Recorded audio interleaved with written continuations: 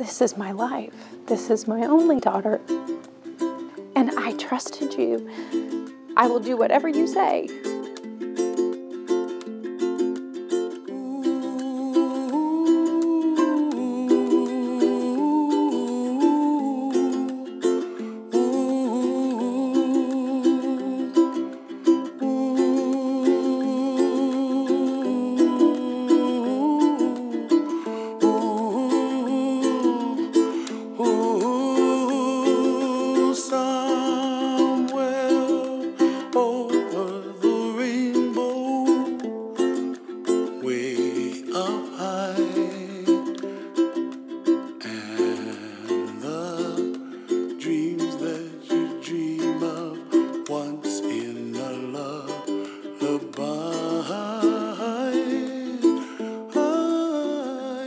Wake up really early that morning because I normally don't. I normally, sleep in late, And I was downstairs and just didn't feel quite right and kind of sick feeling. And then, when she came down, she didn't really say anything from what I remember. I think she looked kind of like, whoa, like what's wrong, and kind of freaking out a bit because my face was swollen, and I didn't realize it until after that. And then I went in the bathroom and I was like, oh man, kind of freaking out. And I saw her laying in a chair in the living room, and she was holding her face and laying on the side of her face. And I looked at her, and I could see just a weakness in her face. And I asked her if she was all right, and she looked, and there was this swelling, notable swelling on the front of her face. And instantly I thought, I remembered that we had been to see you just a few weeks earlier, just regular dental cleanings and x-rays and all that stuff, and I knew she was getting teeth. And I remembered that the night before she said she had a headache, and she said her mouth was hurting, and I thought, she's getting teeth. I know she's getting teeth, and these are big teeth. So, of course you would have a headache. Here's a Tylenol. So, I just treated the symptoms that I saw. When I saw the swelling and knew this had to be a tooth thing, and so I called you right away.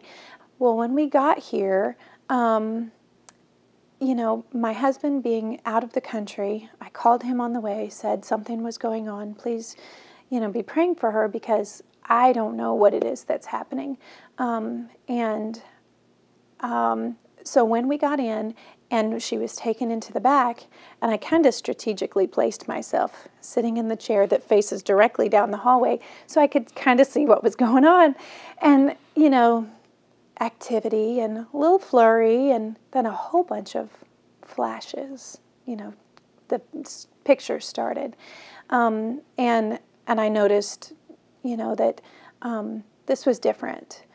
And then I don't remember who came out and got me and brought me back. And then we started talking with you, and you started explaining what was going on with this tooth. And I was just stunned. I was shocked by what we saw on the x-ray and that extra tooth and just the whole everything. And when you started explaining what it was that was going on, and the swelling was the infection, happening in her upper jaw and in the skull and all this, and just this was very serious, and explaining what my options were, medication or hospitalization and medication, and I was just trying to keep it as calm as possible for myself as well as for her, and thought, okay, tell me what to do and I will do it, because this is not my expertise. I don't know. You had explained that her eyesight was in jeopardy, the infection going through to her eye socket, soft tissue. This was serious and, potentially deadly. And when I got home and gave her the medication that you had told us to give her, the antibiotic pain medication, and I just watched her throughout the day. You had given me your cell number and your pager number and all the contact information should I need anything.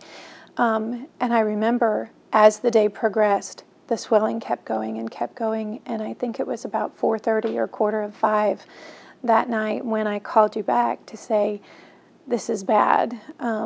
It's twice as big as it was this morning. Her eye is swelling closed.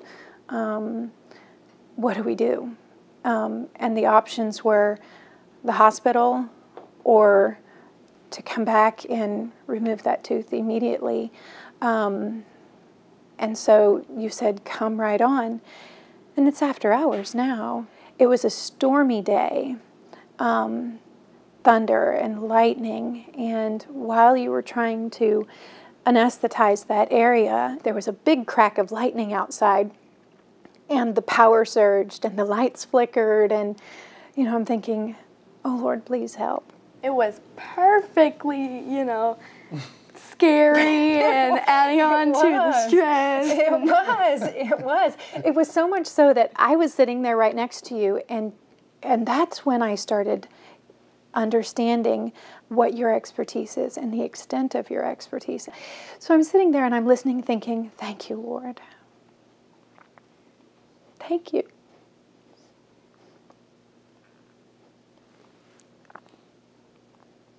And I knew that my sitting there, it was very hard. She was reacting off of me. And you asked me to step out because she was stressing and I was stressing. And so I remember stepping around the corner and I was watching the whole thing in the reflection. So I was just around where she couldn't see me, but I could see everything in the reflection of a painting that you have back there in just the right place. So I was watching and I was praying for you and I was praying for her and just asking for mercy. And it was so quick and you got it out and we saw this tooth and it was just such a shock to see, you know, what it was and how big it was. And the concern was when it came out, nothing else came out. There was no evacuation of infection or pus or gross stuff. It was just, you know, blood, and you would have expected more to come out and that we weren't out of the woods yet. And I remember when we got home, I asked her if I could take her picture. And this was the first in the set of pictures. I asked her if I could take her picture. And she was very upset. She did not want that photograph to be taken because I just knew this is important. This is important. And we need Daddy to see is what I kept saying. Daddy needs to see, and he's not here, so he needs to know what you're dealing with. And this is a big deal. It's not just a baby tooth. This is a big deal. So she let me take the picture. I gave her, you know, the medicine that you gave her. And as the evening progressed, you had told me things to look for and things to watch out for. And I remember her face just kept swelling and it kept swelling. And then she started bruising and it was getting bad. As the night went on, I think we probably got home around 6:30 or 6:45. Well, of course, now she's sleeping in the bed with me that night so that I could watch her, and my alarm is set on my phone so that I could give her medication at all the right times and everything. And I remember I would just lay there and look at her and pray for her while she's laying there next to me. And it was about 5:30 the next morning, and I'm looking at her realizing this is not getting better. This is definitely getting worse. And the bridge of her nose right here was practically gone. Her whole face was all distended and swollen, and I was just waiting for 6 o'clock so that I could call you. And I remember calling you saying, this is worse. And you said, come right away. And when you saw her, and there was such urgency in your face, and you took a few pictures, and you looked, and you left, and then you came back and said, you handed me a piece of paper that is still on my whiteboard today in my kitchen. You handed me a piece of paper. Take her here. You wrote me directions. Take her to this surgeon. I've already faxed everything to him. They will take care of you. certainly after getting off the phone with Dr. Long, we encouraged the family to come right over so we could take a look, to evaluate things, and of course to treat and manage it. You know, you've got the entire time that the parents have left your office and are driving up to see me, you know, minds, they're swirling, you know, what is going on, just the fear of what's next. And so you know, they walk in, and it's something that we on our end see daily. And so again, it's about educating them that, hey, listen, we've seen this, and in the scheme of things, I mean, you can't appreciate it, but in the scheme of things, this is small in our world compared to the stuff that we sometimes see.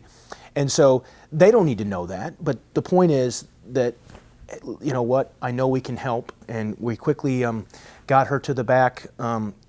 You surround yourself with good people. We've got fantastic assistants that are caring, and, you know, come on back and listen, let's get you back here where Dr. Farrell can come and take a look.